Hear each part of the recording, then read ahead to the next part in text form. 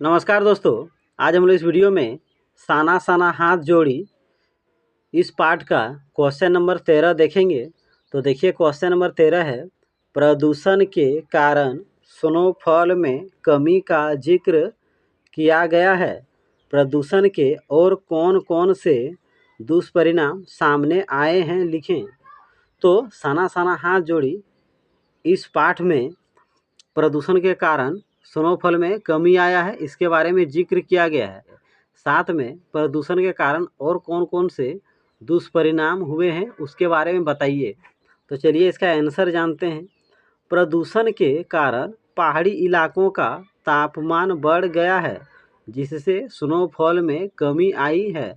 प्रदूषण के कारण पर्यावरण का संतुलन बिगड़ गया है। तो प्रदूषण के कारण पहाड़ी इलाकों का तापमान बढ़ गया है, जिसके कारण अब धीरे धीरे स्नोफॉल में कमी आई है। यानी पहले जिस तरह स्नोफॉल होता था, बर्फ़ गिरते थे, उस तरह अब नहीं गिरता है। इसका मेन कारण है प्रदूषण।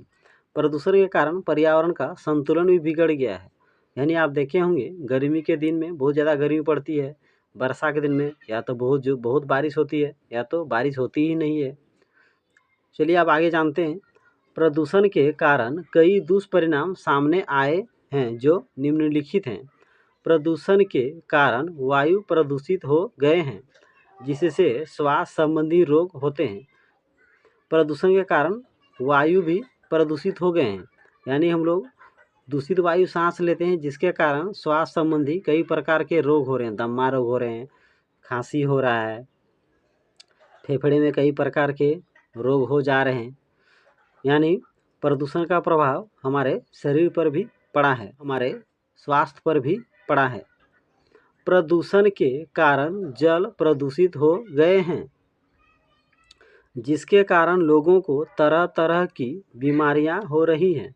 तो प्रदूषण के कारण जल भी प्रदूषित हो गए हैं। तो हम लोग दूषित जल पीते हैं, जिसके कारण हमें कई तरह की बीमारियां हो रही है।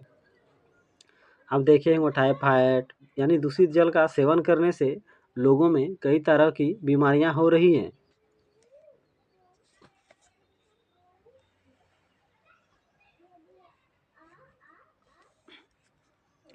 प्रदूषण के कारण मिट्टी अनउपजाऊ हो गए हैं। तो पहले जिस मिट्टी पर बहुत ज़्यादा फसल होती थी, उसी मिट्टी पर आजकल फसल बहुत कम हो रही है, क्योंकि प्रदूषण के कारण मिट्टी भी दूषित हो गए हैं। यानी मिट्टी की उपजाऊ क्षमता कम हो गई है। प्रदूषण के कारण मौसम का संतुलन बिगड़ गया है। तो प्रदूषण के कारण हमारे आसपास का वातावरण का मौसम भी बिगड़ गया है।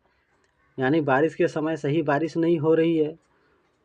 बरसात के दिन में कभी बहुत ज़्यादा बारिश हो जा रही है, जिसके कारण बाढ़ आ जाती है। कभी तो बारिश होती ही नहीं है, जिसके कारण सूखा हो जाता है। ठंडे के दिनों में कभी बहुत ज़्यादा ठंड पड़ती है, कभी तो पता ही नहीं चलता है कि कब ठंड आया कब गया। गर्मी के दिनों आप देखे होंगे तापमान बहुत अधिक बढ़ जाता है। तो ये सब किसका परिणाम है? ये सब प्रदूषण का दुष्परिणाम है। यानी पर्यावरण में प्रदूषण का बहुत ही गहरा प्रभाव पड़ा है। तो इसे अच्छा से पढ़ लीजिए, और अगर मेरा वीडियो आपको अच्छा लगता हो तो मेरे यूट्यूब चैनल को ज़रूर सब्सक्राइब कर लीजिए।